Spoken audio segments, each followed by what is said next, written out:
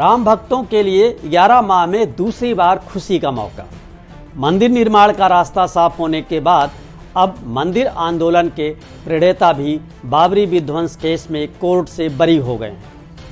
28 साल से चल रहे एक और मुकदमे का अंत हुआ, लेकिन सीबीआई कोर्ट के इस फैसले से मुस्लिम धर्मगुरु खुश नहीं हैं। वे सवाल उठा रहे हैं और कह रहे हैं, जब सब बरी ही हो गए तब बाबरी मस्जिद को ढहाने के मुजरिम कौन है।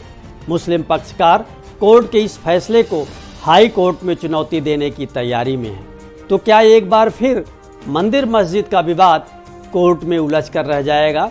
आखिर क्या है इस विवाद का अंत? जानने के लिए देखते रहें राम मंदिर का निर्माण।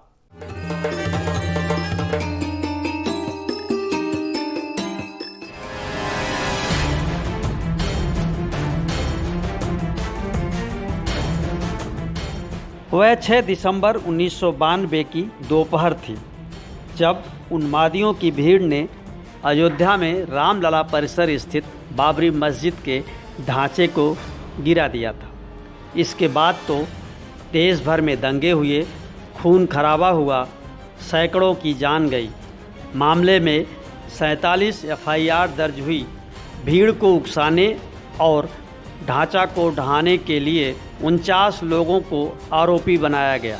सीबीआई कोर्ट में मुकदमा शुरू हुआ। तारीख दर तारीख पड़ती रही। 351 लोगों ने गवाही दी। 600 दस्तावेज पेश किए गए। इस बीच 57 आरोपियों की मौत हो गई। बाकी बचे 32 आरोपियों के खिलाफ आईपीसी की धारा 120 बी, 147, 149, 153A, 153B और 505 एक के तहत मुकदमा चला। अंततः सीबीआई के विशेष न्यायाधीश SK यादव ने फैसला सुनाया। ढांचा इरादतन नहीं गिराया गया। फैसला उसी हाई कोर्ट परिसर में सुनाया गया जिसमें करीब 10 साल पहले अयोध्या के दीवानी मामले का निर्णय सुनाया गया था।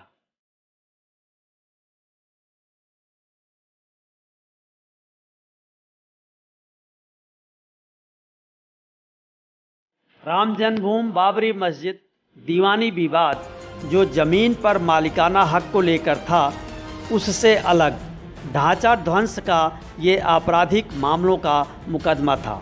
लेकिन एक ऐसा आपराधिक मुकदमा जिसके अधिकतर आरोपी कानून की नज़र में अभियुक्त और खलनायक होने के बावजूद लोगों के नायक रहे। चाहे वो कल्याण सिंह हों, उमा भारती हों, मुरली मनोहर जोशी हों, अशोक सिंघल रहे हों या फिर लाल कृष्ण आडवाणी, देश की सियासत में इन सभी ने नई धार दी। जज शैलेंद्र कुमार यादव ने महज 9 मिनट में अपना फैसला सुना दिया। न्यायाधीश ने फैसले में 5 अहम बातें कहीं।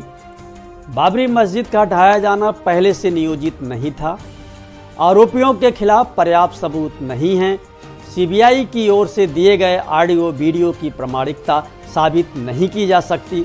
असामाजिक तत्वों ने ढांचा गिराने की कोशिश की, जबकि आरोपी नेताओं ने उन्हें रोकने की कोशिश की थी। जज ने अखबारों को साक्ष्य नहीं माना और फैसला दिया कि स्पीच का ऑडियो स्पष्ट नहीं है।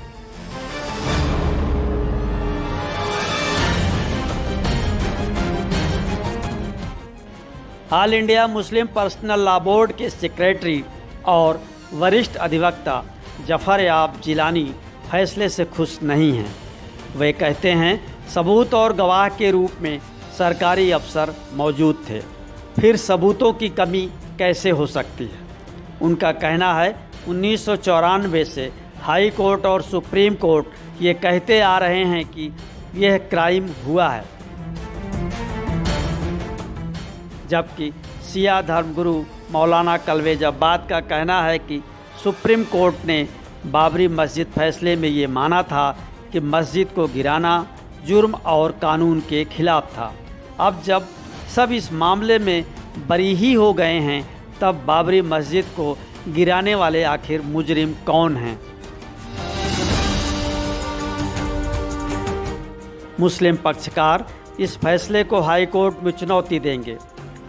प्रमुख विपक्षी दल कांग्रेस ने भी फैसले को सुप्रीम कोर्ट के निर्णय और संविधान की परिपाटी से परे करार दिया है। जाहिर है इस पर फिर से राजनीति होगी और एक बार फिर मस्जिद मंदिर का मामला कोर्ट कचहरी में उलझेगा।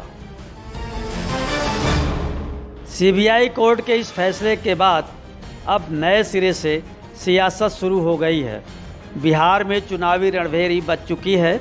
यूपी सहित कई राज्यों में उपचुनाव की भी घोषणा हो चुकी है। अब जब मामले से जुड़े सभी लोग बरी हो गए हैं तो विपक्ष भी ये सवाल उठाएगा कि आखिर ये किसने किया, कैसे किया, क्या केवल अचानक घटना हो गई, साजिश थी या नहीं। इस तरह के सवाल उछाले जाएंगे। Justice SK. यादव के अयोध्या जुड़ाव के मायने भी तलाशे जाएंगे। आने वाले दिनों में सियासत इसी मुद्दे के इर्द गिर्द घूमेगी। फैसले के खिलाफ उच्च अदालत में अपील दायर करने का विकल्प है। हाँ, अपील करने का कोई फ़ायदा होगा भी या नहीं, ये तो आने वाला वक्त ही बताएगा। ये हमारे संविधान की खूबी है और कानून की सच्ची परिपाटी भी कि वो न्याय के एक नहीं कई मौके देता है। बहरहाल अब ये देखना काफ़ी दिलचस्प होगा कि मंदिर मस्जिद के इस विवाद का पटाक्षेप कब और कैसे होगा।